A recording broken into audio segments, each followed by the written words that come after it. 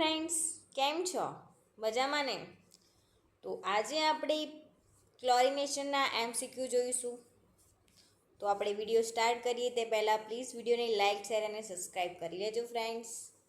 તો આજનો પહેલો ક્વેશ્ચન છે કે પાણીની અસ્થાયી કઠોરતા શેને લીધે હોય છે ફ્રેન્ડ્સ? A. કેલ્શિયમ અને મેગ્નેશિયમ ક્લોરાઇડ્સ. B. કેલ્શિયમ અને મેગ્નેશિયમ સલ્ફેટ્સ. C. કેલ્શિયમ અને મેગ્નેશિયમ બાયકાર્બોનેટ્સ. કે ડી સોડિયમ કાર્બોનેટ્સ. તો આન્સર આવશે સી, કેલ્શિયમ અને મેગ્નેશિયમ બાયકાર્બોનેટ્સને લીધે પાણીની અસ્થાયી કઠોરતા હોય છે. ત્યારબાદ બીજો ક્વેશ્ચન કે કયા રોગ સૌથી વધુ ખરાબ સ્વચ્છતા અને દૂષિત પાણીને કારણે હોય છે ફ્રેન્ડ્સ? તો અહીંયા પહેલો છે અસ્થિ સંધિ શોથ. ત્યારબાદ મધુપ્રેમ. સી આધાશીષ. કે ડી કોલેરા.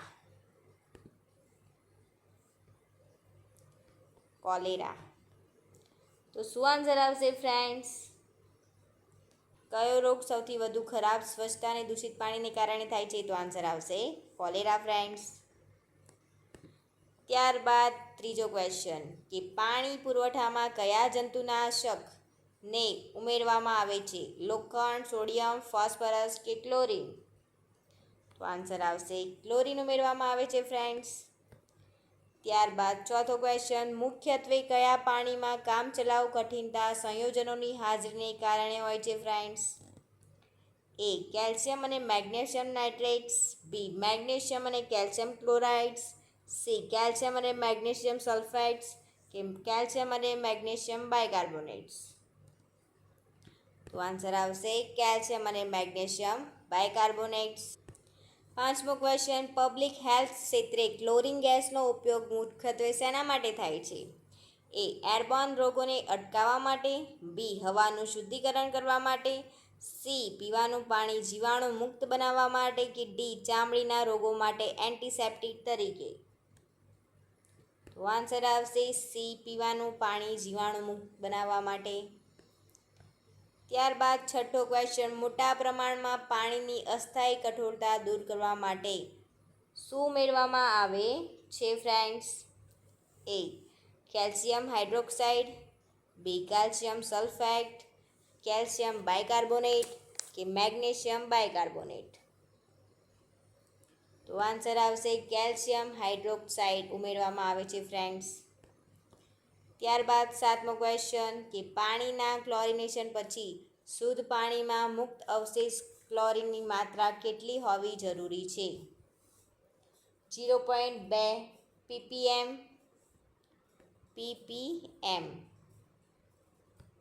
0.5 ppm, 1 ppm કે 1.5 ppm? તો શું આન્સર આવશે friends? A, B, C yeah D? તો આન્સર આવશે 0.5 ppm. ત્યારબાદ આઠમો ક્વેશ્ચન કે ઝાડા ઉલટીના રોગચાળા દરમિયાન ગ્રામ્ય વિસ્તારમાં પાણીના શુદ્ધિકરણ માટે આપવામાં આવતી 500 મિલીગ્રામની ક્લોરીનની એક ગોળી સરેરાશ કેટલા લીટર પાણીનું શુદ્ધિકરણ કરી શકે છે? 10 લીટર, 15 લીટર, 20 લીટર કે 25 લીટર? તો આન્સર આવશે 20 લીટર પાણીનું શુદ્ધિકરણ કરી શકે છે. ત્યારબાદ નવમો ક્વેશ્ચન શુદ્ધ પાણીમાંથી અશુદ્ધિઓ દૂર કરવા માટે પાણીનું વિશિષ્ટ શુદ્ધિકરણ કરવામાં આવે છે. તો નીચેનામાંથી કઈ પદ્ધતિ વળી પાણીનો ઉપયોગ પ્રયોગશાળા અને મેડિકલ પ્રક્રિયામાં વપરાય છે? ઉકાળીને, કાર્બન ગાળીને, ડીઆયોનાઇઝેશન કે અલગીકરણ? તો આન્સર આવશે ડીઆયોનાઇઝેશન.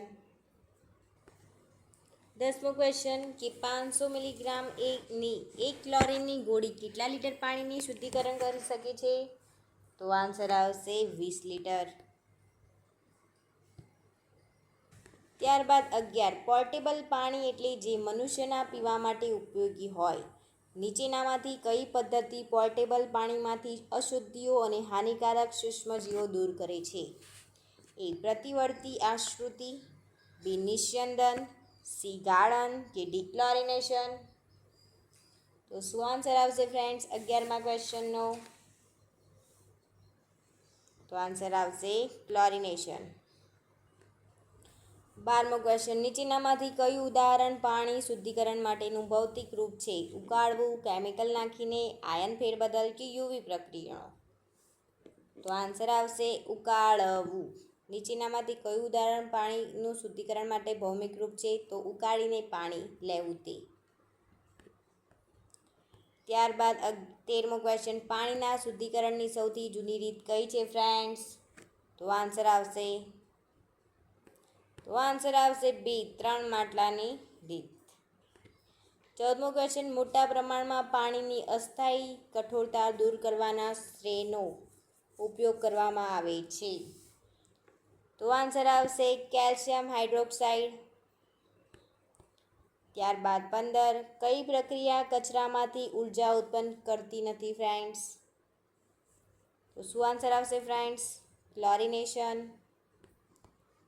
ત્યારબાદ 16મો ક્વેશ્ચન, કયા રસાયણોનો ઉપયોગ પાણીના શુદ્ધિકરણ માટે થતો નથી? તો આન્સર આવશે બેરિયમ કાર્બોનેટ. ત્યારબાદ 17મો, એક ક્લોરીન ટેબ્લેટ કેટલા લીટર પાણીમાં નાખવામાં આવે છે ફ્રેન્ડ્સ? તો આન્સર આવશે 20 લીટર. ત્યારબાદ 18મો ક્વેશ્ચન, મોટા સ્તર પર પાણીને જીવાણુ રહિત કરવા માટે કયા ગેસનો ઉપયોગ થાય છે ફ્રેન્ડ્સ? તો આન્સર આવશે ક્લોરીન. ત્યારબાદ 19, જ્યારે પાણીમાં ક્લોરીન ઉમેરવામાં આવે છે ત્યારે તેમાં ઉત્પન્ન થતો પદાર્થ બેક્ટેરિયાનો નાશ કરવામાં ખૂબ જ શક્તિશાળી પુરવાર થાય છે. આ પદાર્થનું નામ જણાવો. તો આન્સર આવશે હાઇપોક્લોરસ એસિડ. કોઈપણ પ્રકારના પાણી માટે ક્લોરીનની જરૂરિયાત શોધવા માટે કયા ઉપકરણનો ઉપયોગ કરવામાં આવે છે ફ્રેન્ડ્સ? તો આન્સર આવશે હારોક્સનું ઉપકરણ. ત્યારબાદ પાણી શુદ્ધ કરવાની ઘરગથ્થુ પદ્ધતિ કઈ છે ફ્રેન્ડ્સ? તો આન્સર આવશે બોઇલિંગ, ગાળણ, ક્લોરિનલ ટેબ્લેટ એટલે કે ડી, ઉપરના તમામ. ત્યારબાદ પાણીમાં સામાન્ય સંજોગોમાં કેટલું ક્લોરિનેશન કરવામાં આવે છે ફ્રેન્ડ્સ? તો આન્સર આવશે 0.2 થી 0.5 ppm.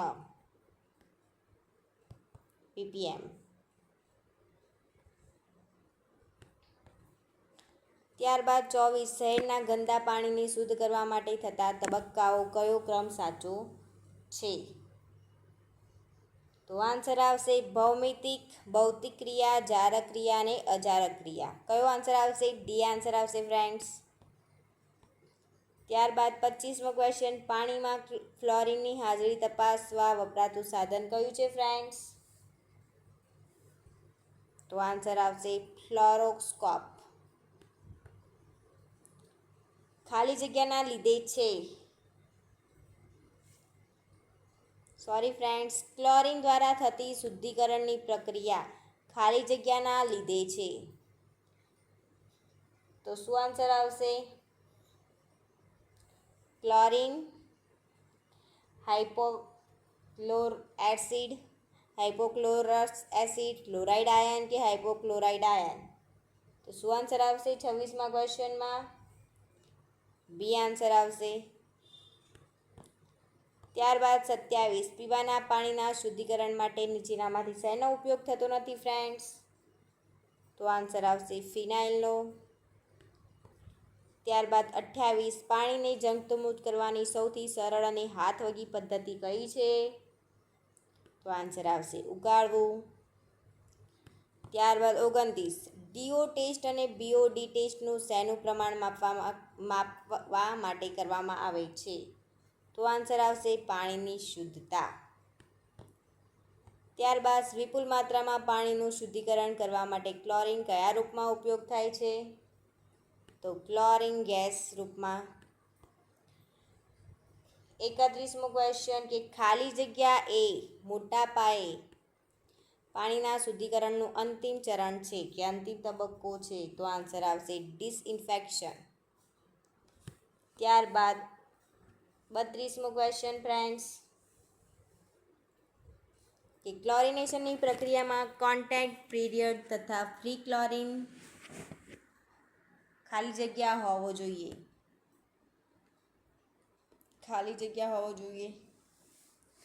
તો શું આન્સર આવશે? A, B, C yeah D? તો આન્સર આવશે બી, 1 કલાક 0.5 મિલીગ્રામ લીટર. ક્લોરિનેશન કરેલા પાણીમાં નોર્મલ ક્લોરિન કેટલા ppm હોય છે ફ્રેન્ડ્સ? તો આન્સર આવશે 0.5 ppm. 34, પાણીની શુદ્ધિકરણ માટે કયો પાવડર વપરાય છે ફ્રેન્ડ્સ? તો આન્સર આવશે TCl પાવડર. 35, પીવાના પાણીમાં એક માટલામાં 0.5 મિલી ક્લોરીનની કેટલી ગોળીઓ નાખવામાં આવે છે ફ્રેન્ડ્સ? તો આન્સર આવશે 1 ગોળી નાખવામાં આવે છે. 36, 2 લાખ લીટરની ક્ષમતા ધરાવતી પાણીની ટાંકીમાં ક્લોરિનેશન કરવા બ્લીચિંગ પાવડરના કેટલા જથ્થાની જરૂર પડશે? તો 500 ગ્રામ જથ્થો. બ્લીચિંગ પાવડરનું પ્રમાણ કેવી રીતે મપાય છે ફ્રેન્ડ્સ? તો આન્સર આવશે ppmમાં. બ્લીચિંગ પાવડરનું પ્રમાણ શામાં મપાય છે? ppmમાં.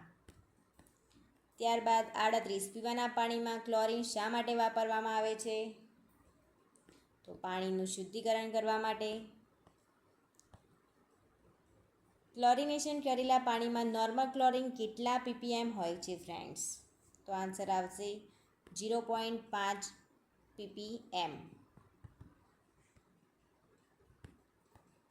ત્યારબાદ 40, એપિડેમિકમાં ક્લોરિનેશન કર્યા બાદ પાણીમાં રેસિડ્યુઅલ ક્લોરિનેશનનું પ્રમાણ કેટલું હોય છે ફ્રેન્ડ્સ? તો આન્સર આવશે 0.5 ppm. 41, સલામત અને શુદ્ધ પાણી એટલે શું? તો આન્સર આવશે યોગ્ય માત્રામાં ક્લોરિનેશન યુક્ત પાણી. 42, રેસિડ્યુઅલ ક્લોરિન ટેસ્ટ કયા સાધનથી થાય છે? કયા સાધનથી થાય છે ફ્રેન્ડ્સ? તો આન્સર આવશે સી, ક્લોરોસ્કોપ. 43, પાણીમાં ક્લોરિનેશનનું પ્રમાણ વધુ હોય તો શું થાય છે? મોઢામાં ચાંદા પડી જાય છે ફ્રેન્ડ્સ. 44, સામાન્યપણે પાણીનું જંતુનાશક કોના વડે કરવામાં આવે છે? ક્લોરિનથી. 45, પાણીના શુદ્ધિકરણ માટે ખાલી જગ્યા ટેબ્લેટ વાપરવામાં આવે છે? Chlorine tablet. બ્લીચિંગ પાવડર એક સફેદ ઘન પદાર્થ છે જેમાં ક્લોરિનની તીવ્ર ગંધ હોય છે.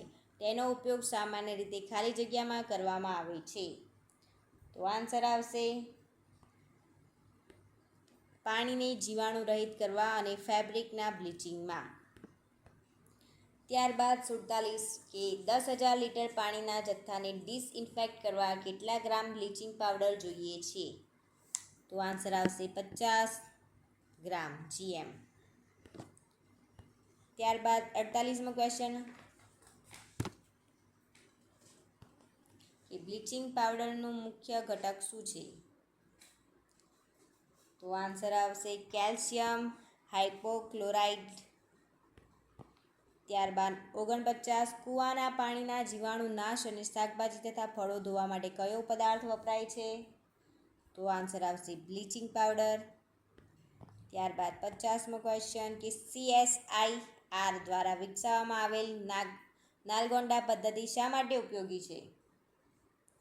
તો આન્સર આવશે પાણીમાંથી ફ્લોરાઇડ દૂર કરવા માટે.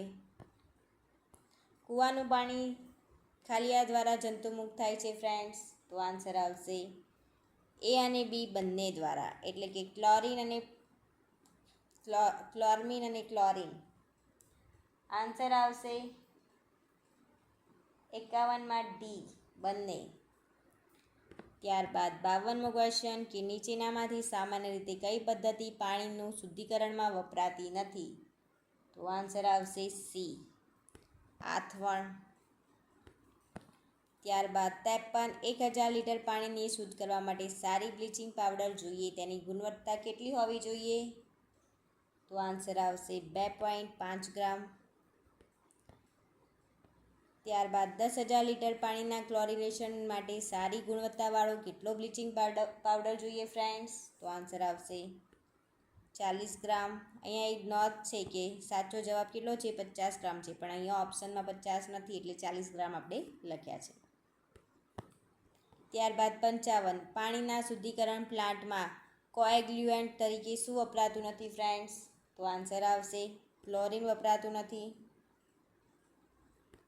ત્યારબાદ 56મો ક્વેશ્ચન કે કૂવાને ડિસઇન્ફેક્ટ કરવા શાનો ઉપયોગ કરવામાં આવે છે? તો આન્સર આવશે ઉપરના બધા જ, બ્લીચિંગ પાવડર, ક્લોરીન પાવડર અને ફટકડી. ત્યારબાદ 57મો ક્વેશ્ચન કે પાણીને નીચેની રીતે જંતુમુક્ત કરી શકાય છે? ફટકડી નાખીને, ક્લોરીન ધરાવતા પદાર્થ જેવા કે બ્લીચિંગ પાવડર નાખીને, પોટેશિયમ મર્મેગ્નેટ નાખીને કે DDT નાખીને? તો આન્સર આવશે બી, ક્લોરીન ધરાવતા પદાર્થ જેવા કે બ્લીચિંગ પાવડર નાખીને. 59 સમયાંતરે આદર્શ કૂવાનું શું કરવું જોઈએ? તો આન્સર આવશે ક્લોરિનેશન કરવું જોઈએ. 1000 લીટર પાણીમાં કેટલી TCl પાવડર નાખવા જોઈએ? તો આન્સર આવશે બી, 6 ગ્રામ TCl પાવડર નાખવો જોઈએ ફ્રેન્ડ્સ.